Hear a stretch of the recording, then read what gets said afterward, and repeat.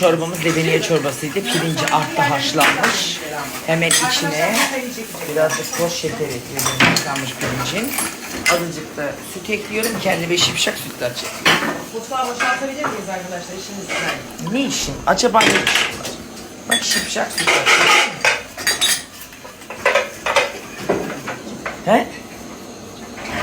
Mutfağı boşaltın demeyi bilirsin ama mutfakta işin malzemeyi ziyan etmiyorum. Ben de asla. Bir de bunun içine ekmek doğrayasın. Ve görmüş olduğunuz gibi 2 tas sütler çıkarttı. Görüyor musun?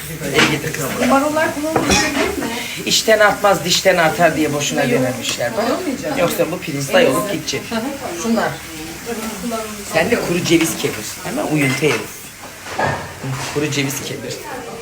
Hadi kendine sütler. Allah belanı versin. O bulgur cehennem.